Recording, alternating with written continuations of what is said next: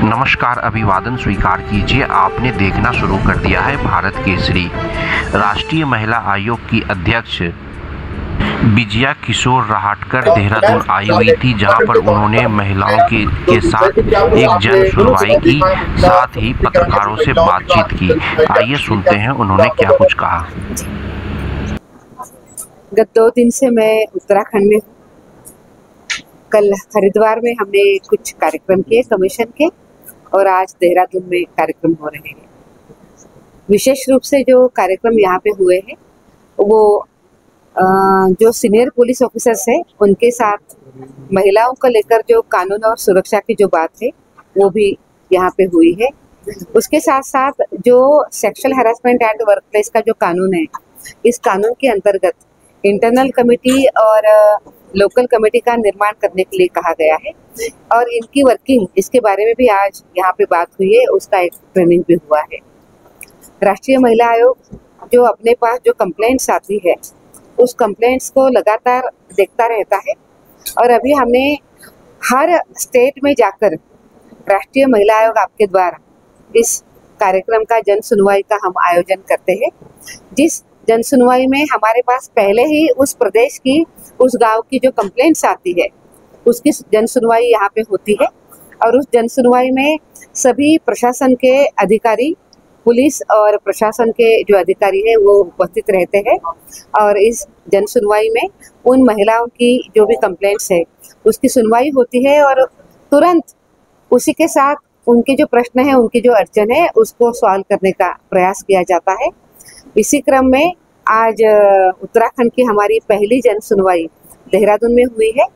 आज के जन सुनवाई के लिए हमारे पास पहले ही हमारे पास जो रजिस्टर थी ऐसी 35 कंप्लेंट्स को आज हमने यहाँ पे देखा है। उसी के साथ साथ करीबन 10 कंप्लेंट्स, ये वॉक इन कंप्लेंट्स यहाँ पे आई है, तो 45 लगभग कंप्लेंट्स की आज यहाँ पे सुनवाई हो गई है।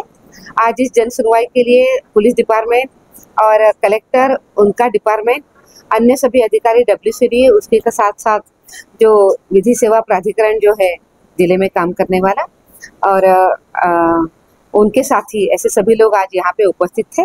और आज हमने प्रयास किया है कि जो पीड़ित महिलाएं हैं उनकी बात सुनी जाए और तुरंत उसका सॉल्यूशन भी उनको मिले, इसके लिए आज प्रयास किया गया है। मैम, पेंडेंसी को लेकर क्या कुछ महिलाओं से हमने बात की थी, तो कह रही लंबे समय से हमारी सुनवाई चल रही है, सॉल्यूशन उसको लेकर के मैम कितनी पेंडेंसी का स्टेटस क्या है? इस बात में ऐसा होता है कि जब महिलाओं के जो फैमिली मैटर्स आते हैं, उस फैमिली मैटर्स में एक हाँ या ना इसमें उत्तर नहीं मिलता है। उस विषय में उन दोनों के साथ बात करनी होती है, उनका काउंसलिंग करना होता है, उनका मेडिएशन करना होता है, और इस समय के लिए थोड़ी सी ये सुनवाई लंबी चलती है, क्योंकि ये तुरंत एक सिटिंग में ये हो नहीं पाता है, इसीलिए उसको समय लगता है। पर हमारा प्रयास है कि हम काफ़ी अच्छे तरीके से जितना जल्दी हो सकता है उतना वो करें। पर इसमें दूसरी एक बात ये भी है कि आपका एक काउंसलिंग हो गया तो तुरंत दूसरे चौथे दिन या तुरंत कुछ दिनों में दूसरा काउंसलिंग नहीं हो सकता। जो उसमें उनको बताया गया है, जो विचार दोनों के साथ में लेकर बात हुई है, उसके ऊपर उनको सोचने के लिए भी हमें अवधि देना पड़ता है।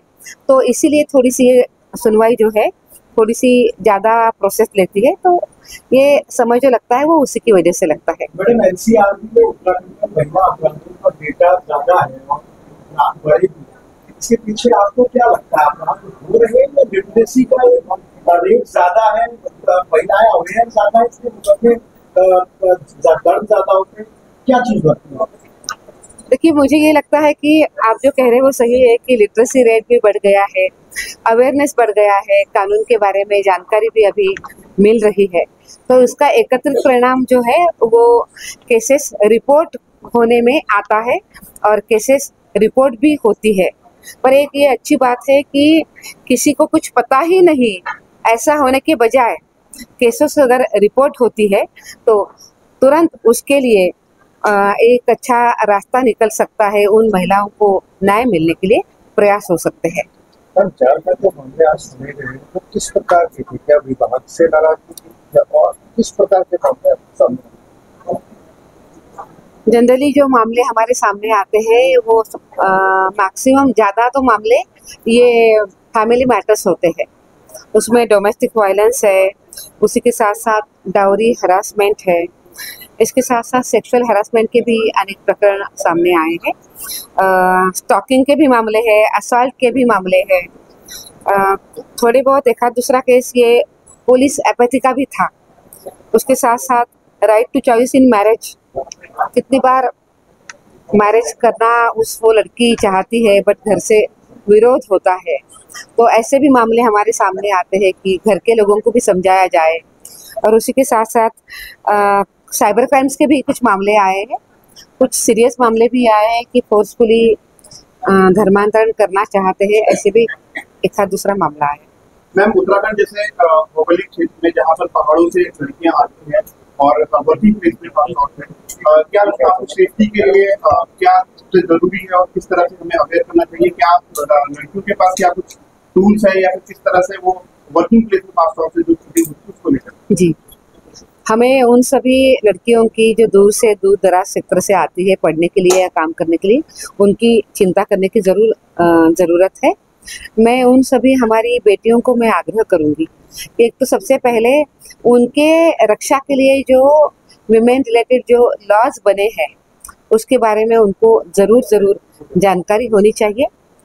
तो अगर ये जानकारी होती है तो कितनी बार कोई फंसाने का प्रयास करता है या कुछ उल्टी सुल्टी बातें करता है तो वो लड़की वेल अवेयर रहती है।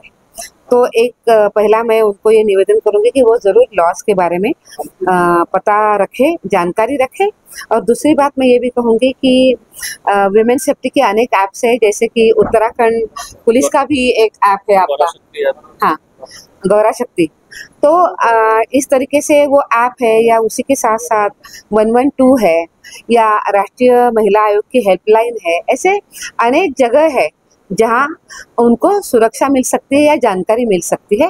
ऐसे कोई तो नंबर या कोई तो जानकारी वो जरूर अपने पास रखें, अगर अनफॉर्चुनेटली कोई बुरा समय आता है तो खुद की वो रक्षा भी कर सके। मैम, पिछले कुछ समय में जिस तरीके से केसेस आए, हम नेशनल वाइड बात करें, किस तरह से आप देख रही? हाल फिलहाल में ही सोनम का केस हम सबके सामने आया, इससे पहले मुस्कान केस हम सबके सामने आया।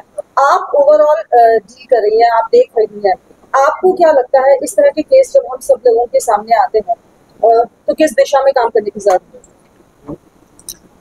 जिसका आपने उल्लेख किया, ऐसे जो केसेस है, ये केसेस बहुत गंभीर है और बहुत अनफॉर्चुनेट भी है कि इस तरीके से जघन्य अपराध और मानवीयता को पूरा खराब करने वाले ऐसे ये मामले सामने आए हैं। तो ऐसे मामले नहीं आने चाहिए। मुझे ये भी लगता है कि नेचर ने महिलाओं को बहुत बड़ी गिफ्ट दी है, जो ममता की है, स्नेह की है। वो जो गिफ्ट है उसको हमने ठीक से संभाल कर भी रखना चाहिए।